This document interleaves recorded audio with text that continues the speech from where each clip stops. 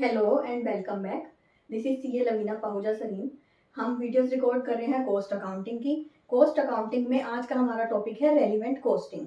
Relevant costing CA final का topic है ना। रेलिवेंट कोस्टिंग में हम क्या डिसाइड करेंगे कि कौन कौन सी कॉस्ट हमारी रेलिवेंट है। Relevant costing is use generally in case of decision making. किसी भी टाइप का डिसीजन लेना है on cost based, not on जैसे कोई मटेरियल हो गया, किसी क्वालिटी बेस्ड नहीं। ठीक है, जैसे हमने कहाँ से मटेरियल परचेज करना है ना, ये हमने डिसाइड करना, तो जहाँ से हमें सबसे कम कॉस्ट आएगी वहां से हम मटेरियल ले लेंगे। बट क्वालिटी एक अज्यूम कर रहे हैं तो क्वालिटी हर जगह सेम रहेगी, ये हमारी अजम्पशन रहती है। जैसे सपोज करो ये बहुत सारे रेलिवेंट कोस्टिंग ना, हर तरह के डिसीजन में रेलिवेंट कोस्टिंग आती है, यूज की जाती है रेलिवेंट कोस्टिंग। तो ये डिसीजन हमारा लाइक हमने कहीं न्यू ज्वाइनिंग करनी है। ठीक है, हमने 2-3 कंपनीज के ऑफर लेटर्स ले रखे हैं। ठीक है, ये जनरली होता है आजकल, 2-3 कंपनी के ऑफर लेटर्स लेके रखते हैं। अब हमारे पास 3 कंपनीज का ऑप्शन है कि हमने इस कंपनी में ज्वाइन कर सकते हैं। सिंपली आप ये नहीं कह सकते कि सैलरी इस वाली जगह से ज़्यादा मिल रही है तो ज़्यादा ज्वाइन कर लो, है ना। हमें काफ़ी सारे फैक्टर्स और भी देखने पड़ते हैं कॉस्ट रिलेटेड, है ना। सिर्फ ये नहीं कि हमारे पास वहाँ पे हमारा पैशन वाला काम है, जहाँ जिस चीज़ का मुझे पैशन है, या मेरे को यही इसी एरिया में जाना है, या यहाँ के वर्किंग आवर्स कम है, ये वाली चीज़ें कोई भी मैटर नहीं करनी। सारा हम अज्यूम करके चलेंगे, सब कुछ सेम है।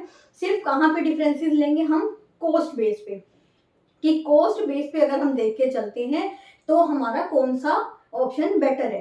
कॉस्ट बेस मतलब सैलरी के केस में हमारा इनफ्लो कहाँ पे ज्यादा आ रहा है, तो क्या होता है रेलिवेंट कॉस्टिंग कहाँ पे यूज हो रही है, डिसीजन मेकिंग में। अब क्या होता है, कैसे डिसाइड करेंगे, total inflow minus outflow, net inflow. जहां पे भी हमारा नेट इनफ्लो ज्यादा हो जाएगा वो हम ऑप्शन चूज कर लेंगे। अगर बात आती है आउटफ्लो की तो क्या होएगा, टोटल आउटफ्लो, अगर उससे कुछ इनफ्लो भी है माइनस इनफ्लो। तो जहां पे भी हमारा सबसे कम आउटफ्लो होगा कैश का, वो वाला ऑप्शन हम ले लेंगे, है ना। That is relevant costing. ठीक है, तो total inflow minus total outflow, net inflow, जहां पे नेट इनफ्लो ज्यादा होगा या फिर नेट आउटफ्लो कम होगा, वो ऑप्शन हम चूज कर लेंगे। ठीक है, अब यहाँ पे हम एक एग्जांपल डिस्कस करते हैं।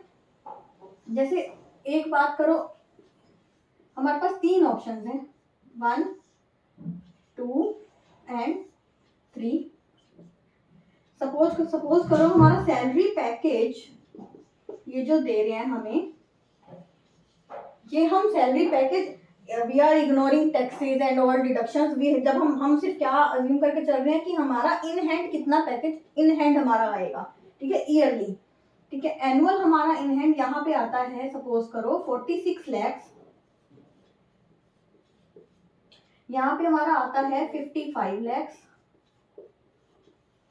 और यहाँ पे हमारा आ रहा है 50 लैक्स।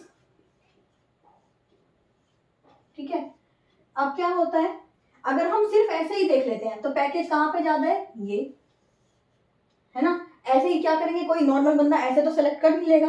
ये वाली चीज सबको पता होती है कि हमें और कुछ फैक्टर्स देखने पड़ते हैं, जैसे इनकी लोकेशन क्या है ना, कितनी दूर हमें जाना पड़ रहा है। हो सकता है कुछ ट्रांसपोर्ट एक्सपेंसेस यहाँ पे भी बियर करने पड़ रहे हो और यहाँ पे कुछ भी बियर ना करना पड़ रहा हो 46 लाख वाले में।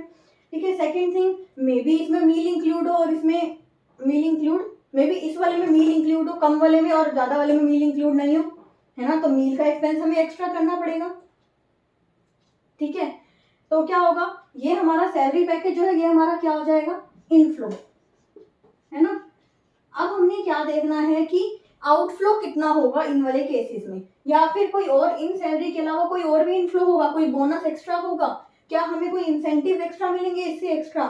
ठीक है, सपोज करो हमने सब कुछ इंक्लूड करके ये ले लिया, तो हमारा नेट इनफ्लो, ये हमारा कैश इनफ्लो इतना हो रहा है। अब हम देखेंगे हमारा आउटफ्लो कितना है इस वाले केस में। सपोज करो ट्रांसपोर्ट एक्सपेंसेस हो रहे हैं हमारे कुछ, इसकी इस वाले केस में ये वाली लोकेशन बहुत ज्यादा दूर है तो हमें ट्रांसपोर्ट एक्सपेंसेस बियर करने पड़ रहे हैं। ठीक है, हमें मंथ में कितने दिन जाना होता है, 8 डेज ऑफ लगा के, सपोज करो हमें 20 डेज जाना होता है मंथ में। एक दिन का ट्रांसपोर्ट एक्सपेंस अगर एक साइड का 1000 भी हम अज्यूम करके चलते हैं, क्योंकि कैब वगैरह से अगर हम जाएंगे तो 2000 रुपीज पर डे का लगा लो, तो 2000 इंटू 20, 40,000 पर मंथ। ये हम ले रहे हैं लोकेशन 2, ऑप्शन 2 का। ठीक है। तो 40,000 इंटू 12, 4,80,000 का यहाँ पे हमारा एक्सपेंस आ जाएगा, किसका, ट्रांसपोर्ट का। ठीक है। अब सपोज कर रहे हैं हम कि ये वाली जो है ये बिल्कुल नियर बाय है, वॉकिंग डिस्टेंस है, we just don't need to bear any transport expense for this location. इस लोकेशन के लिए हमें कोई भी ट्रांसपोर्ट एक्सपेंस बियर करने की जरूरत नहीं है, हम वॉकिंग डिस्टेंस है तो हम ऐसे ही जा सकते हैं। ठीक है। नेक्स्ट हमारा आता है, और इस वाले केस में सपोज करो ये बिल्कुल 2-3 किलोमीटर 4 किलोमीटर है हमारा, तो बहुत मिनिमम सा ट्रांसपोर्ट एक्सपेंस हमारा आता है। तो ऑप्शन 2 में हम यहाँ पे ले लेते हैं कि हमारा 500 रुपीज पर डे अगर ट्रांसपोर्ट एक्सपेंस आ रहा है, तो 20 डेज के हिसाब से 1000 पर मंथ और 10,000 पर मंथ, और 12 का मल्टीप्लाई करेंगे तो 1,20,000 ईयर का, तो 1,20,000। अब हम अज्यूम कर रहे हैं एक चीज और, क्या, मील, लंच हो गया, मील, जो भी मील है, मे बी टी वगैरह, टी कॉफी, जो भी और कुछ मील्स हो गई, तो हो सकता है इस वाले में इंक्लूड नहीं है, इस वाले में इंक्लूड है। ये हमें फूड वाउचर्स भी देते हैं तो उनको हम यूज कर सकते हैं डेली, और यहाँ पे हमें फूड एक्सपेंसेस अलग से करने पड़ रहे हैं। ठीक है। तो मील्स सपोज करो हम 1000 पर डे का मील का एक्सपेंस करते हैं, तो 20 इंटू 12, 20,000, और ये 2,40,000 के हमारे एक्सपेंसेस हो जाएंगे फूड के। और इस वाले केस में ये नील रहेगा अगर ये इंक्लूड है, और इस वाले केस में भी हम क्या अज्यूम कर लेते हैं कि मील इसमें भी इंक्लूड है। ठीक है। तो अब हमने क्या देखना है, नेट इनफ्लो हमारा कितना आता है तीनों केसेस में, क्या डिसाइड करने के लिए कि हमें कौन सा वाला ऑप्शन चूज करना चाहिए। तो क्या आ जाएगा, नेट इनफ्लो कितना, 46 लाख। इस वाले केस में कितना हो गया, 7,20,000 का एक्सपेंस है, 55 लाख में से 7,20,000 हटा दो, 47,80,000। और इस वाले केस में हमारा कितना हो जाएगा, 48,80,000। ठीक है। यहां से हम देखेंगे तो हाईएस्ट कौन सा है, सबसे ज्यादा इनफ्लो हमारा यहाँ पे है।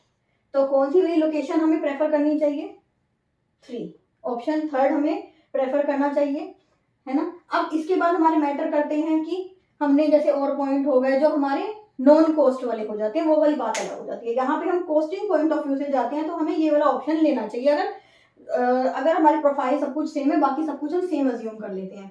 ठीक है।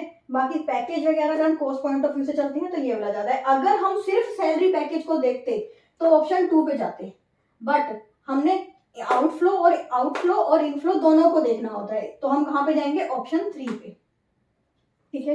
ये क्लियर है। अब इससे रिलेटेड कोई भी अगर आपको डाउट है तो आप मुझे कमेंट सेक्शन में मेंशन करो, या रेलिवेंट कॉस्टिंग में से हम अभी नेक्स्ट वीडियोस में और भी इसके कुछ टॉपिक्स डिस्कस करेंगे, जैसे मेक और बाय, कि हमें प्रोडक्ट को कुछ हमने हो गया, कोई मे भी कोई मशीनरी हो गई, वो हम इन हाउस भी प्रोड्यूस कर सकते हैं या हम उसको बाहर से भी परचेज कर सकते हैं। या फिर हमारा क्या होता है, इंटरमीडिएट प्रोडक्ट होता है जो, ठीक है, जैसे हम बाहर से समटाइम्स कि हम क्या होता है, जैसे क्लॉथ हो गया, ठीक है, हम शर्ट बनाने का काम कर रहे हैं, ये क्लॉथ हम बाहर से भी खरीद सकते हैं या इन हाउस मशीनरी लगा के उसको बना सकते हैं। तो प्रोड्यूस करने का एक्सपेंस ज़्यादा आएगा या बाहर से खरीदने का एक्सपेंस ज़्यादा आएगा, जहाँ पे हमें लीस्ट कॉस्ट पड़ेगी वो वाला हम ऑप्शन सेलेक्ट कर लेंगे, तो दैट इज मेक और बाय। ऐसे ही मशीनरी के केस में भी हो जाएगा, मशीनरी बनाने का या उसको बाहर से खरीदने का एक्सपेंस जो भी ज़्यादा आ रहा हो, जो भी कम आ रहा होगा, वो वाला हम सेलेक्ट कर लेंगे ऑप्शन, दैट इज मेक और बाय डिसीजन। तो और भी कई सारे होते हैं, जैसे मिनिमम प्राइस डिसीजन हो गया कि हमें कंपनी को कितने में ये वाला प्रोडक्ट सेल करना चाहिए, तो उसके लिए बहुत सारी कॉस्ट हमें कंपेयर करनी होती है। और भी बहुत सारे होते हैं, टारगेट कॉस्टिंग, मेक और बाय हो गया, काफ़ी सारे हमारे इसमें पॉइंट्स आते हैं रेलिवेंट कॉस्टिंग में डिसीजन मेकिंग के। तो आपको कोई लग रहा है कि ये वाला टॉपिक हमें पहले डिस्कस करना चाहिए, आप प्लीज़ कमेंट सेक्शन में मेंशन कीजिए, हम उसको पहले डिस्कस करेंगे।